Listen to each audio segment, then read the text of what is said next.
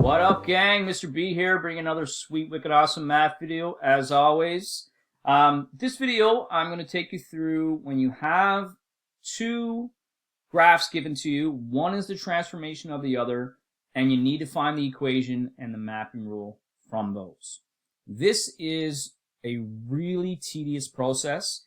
You have to be very particular about how you do it. You need a systematic way to sort of go through finding each bit, and then hopefully you'll have a way that sort of is fail-proof, and you just need to really dial in all the specific things about transformations. As always, this video helps you. Please like, share, subscribe, and let's get into it.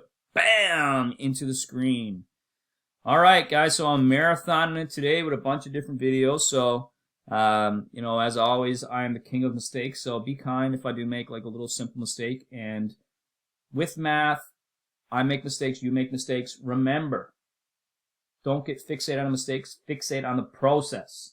We want the right process. That is the most important. Mistakes are going to happen. Your brain is imperfect. My brain is very imperfect. The older I get, the more mistakes I make. So just keep that in mind. All right, so one of the things I actually find is that as I get older, I find it much harder to learn new things. So learn everything you can while you're young. When I have a situation like this where I'm asked to find the equation, relation, mapping rule, whatever you want to call it,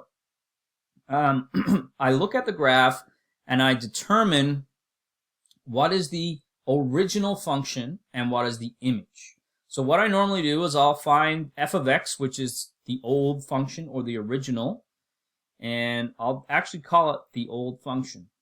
And then I'll look at, well, what's the transformation? So g of x is transformed into this guy, so I'm going to call that the new function. Now your teacher might call it original, an image, or whatever, but it all means the same thing. It means we started with one and we went to another. We just need to make sure we know what direction we went. We went from the old to the new. That's why I love it. We started old, but now we're new. Brand new. So that's my first step, and I told you I was going to be systematic about this. That's my first step in doing this, is I label. All right? The second step is I want to look and see, is there any reflections happening with my graph? And I have two processes for this. I usually look at the direction of the opening of the graph. So if I have like a shape like this that's obviously the opening is sort of points downward, I want to see if the new graph also does that. So in order to determine if there's a reflection in the x-axis, I want to know if it kind of like flipped over, right? So it was here, but now it's this way.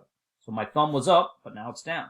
So I want to see if this opening changed, and it did not. So it did not flip over the x-axis. All it did was it flipped this way, right? So in order to figure out if it's a flip in the y-axis or a reflection in the y-axis, then I need to look at a very specific piece of the function. You might pick a little short piece or the long piece, whatever sort of stands out. So if you're looking at this little short piece, it's on the right-hand side of the old function. Well, now that piece is over here on the new side. Something happened. How did it happen?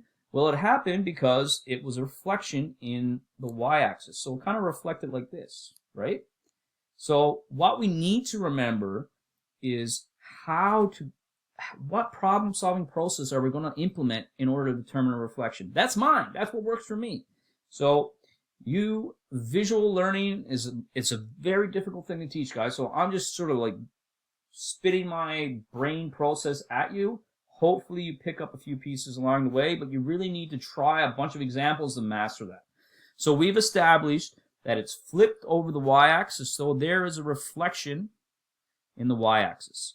So now we need to understand what's the significance of that reflection. And my students know the reflection rule, which is sort of a Newfoundland rule is what I call it, is if I'm going to do a math test, I'm taking the x by, and the x by is, if you've ever been to Newfoundland, or if you are a Newfoundlander, then you know we say bye a lot. Yes, bye. What are you going at, bye? Where were you two last night, bye? At the end of a sentence, we just put in bye randomly, Okay, by or bhy, whatever you want to call it. So I say x by. And this allows us to remember what transformations actually, what reflections actually mean. So if I have a transformation in the y-axis, according to my x by rule, it tells me that a y-axis reflection means b must be a negative number. So I'm going to write that in there. B is negative. And you can also do this. It's just that I find some students find less than or greater than signs, sometimes they might mix it up in the heat of the moment. So you can't mix up b as negative, basically. That's why I do it. But b is less than 0 is perfectly fine. So you might ask, well, why is that important? That is the only way that we can find the signs of a and b when we're doing our transformation. All right? So b is negative. Since there's no transformation in the x-axis, a is positive. So we'll come back to it in a second.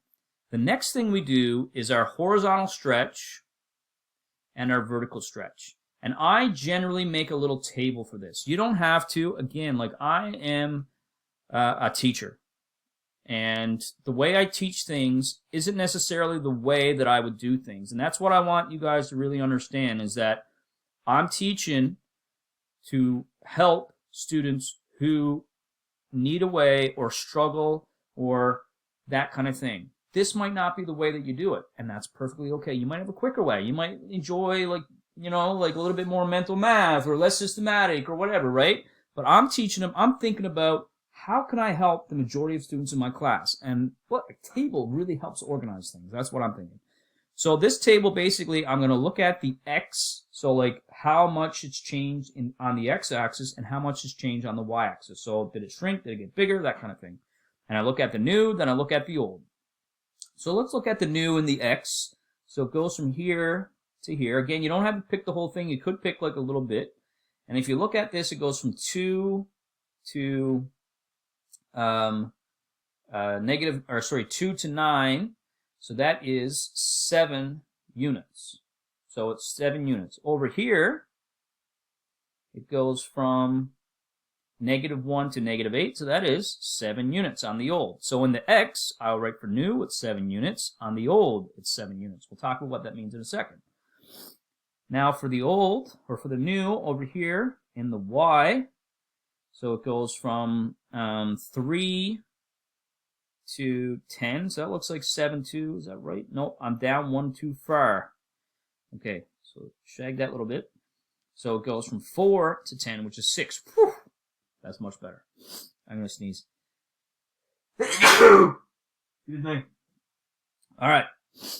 And the old and the y, we go from 1 to 4, which is 3 units. So I'll write that down over here. And then 6 and 3. So the way we find our stretches, and this is what I do, I always do horizontal stretch. Actually, I'll write it down here. Horizontal stretch equals new over old. So from the table, all we need to do is take the column and go 7 divided by 7. 7 divided by 7 is 1. So we got a horizontal stretch of 1. And then my vertical stretch is new over old again. So new over old. And then 6 over 3 equals 2. So let's just double check that to make that it makes sense, right? So my old graph and my new graph did not get longer in the x, right? So that makes sense that there's a vertical stretch of 1. 1 means that it doesn't change. And then a vertical stretch of 2 means it will double in height. So my old graph right here, and you can see that it's definitely higher, 2 times as high, right? So what the HS and VS allow us to get are my A and B values. So that's the next thing I do. Paying particular attention to the fact that my B is negative. Remember, the only way we can get the signs of A and B are to know that that there's a reflection. Sorry. All right, so my HS is 1, which is fine. So normally we take the reciprocal to get the HS, to get the B value. So remember that HS is equal to 1 over the absolute value of B. It doesn't matter in this particular case because B is 1. Like, so when we go to find our b value, from hs to b value, we take the reciprocal. The reciprocal of 1 is 1. The only thing we need to remember is that minus 1, and that comes all the way from right here. B is negative. I don't know why my pen just randomly changed color, but it is what it is, okay? All right, let's get it back. Here we go. So now we got that done, we'll find the VS is 2, and we'll use that, remembering that the VS is equal to the absolute value of A. Again, from the HS and the VS, we can get the magnitude, and what magnitude means is the number without the sign, but we cannot tell the negative or positive or A and B without the reflection. Repeat, repeat, repeat. So that means we have A equals 2. So we have our A and B values, and that's the that's the first step. So step 5 is getting the H and the K. So we've already gotten our A, B, now we need H and K. So H and K. So what we do for H and K is we want to pick a point on the graph, on the old graph, and then pick a point on the new graph, right here. So we want to make sure it's the exact same point. So that's obviously on the short little piece, that's on the short little piece. So the old graph, -1 and 3, so that point on the old graph, xy, -1 and 3, gets transformed by the mapping rule. And we know the mapping rule, remember the mapping rule is xy 1 over b x plus h ay plus k. So we don't know the h and k values, so we'll just leave those as h and k right now. And we know that -1 gets transformed to this point over here, which is 2 and 8. So it becomes 2 and 8. And we have a mapping rule right here, which we can write in. So we know the b value. So it's -1. So -1, or negative x plus h. And then it is 2y plus k. So I had a little mistake there, guys. So I had to go back in the recording and just pick up where I left off. So let me erase this little thing right here. My bad. All right. So that's the beauty of this new program I'm using. I can fix my mistakes finally. And there are a lot of them. So it's all good. So when we want to find the h value, the best method is to set up a little equation. All right. So we know what happens is this -1 goes through the mapping rule and pops out 2. So we're wondering what h does to it to make it into this, right? So we take our -1 and we sub it into the mapping rule. So it's -1 plus some h value that we don't know, and we know it should equal 2. So then I fix that, it becomes 1 plus h equals 2. And I can -1 from both sides. So clearly we get h equals 1. And there's my h value. Over here with the k, we take the 3 and we're going to sub it into this mapping rule. So 2, and then we're going to put the 3. So it's 2 times 3 plus k equals 8. So I need to find that k value. So that's just 6 plus k equals 8. Minus 6 from both sides. And then k equals 2. And there it is. We got our A, B, H, and K. So now we're ready to write our equation, and then we'll write our full mapping rule just for fun. So our equation is going to be, remember, it follows this up here. So A, F. So A is 2F. B is -1. So we'll just put the negative there, then the bracket. X. And then we got an h value of 1, so -1, bracket, bracket, double her up, and then plus 2 for the k value. Our full mapping rule, we already got most of it written, is just -x plus 1, and then 2y plus 2, our k value. If you want to check this thing over, you could run every point to make sure. So let me just test this point. That's -8 and 1, so -8. So -8 is 8 plus 1 is 9. Boom, look what I get. I get 9 right there. So that's enough for me. My video is about to run out of time. So guys, if this video helped you in any way, please like, share, subscribe. Thank you guys for watching. If you need more videos on transformation, search my channel. They're all there. Thank you guys very much. If you got any questions, drop it in the chat or send me a question. All right, guys. See you guys in class. A lot of boring math later. I like this guy's mathematicals.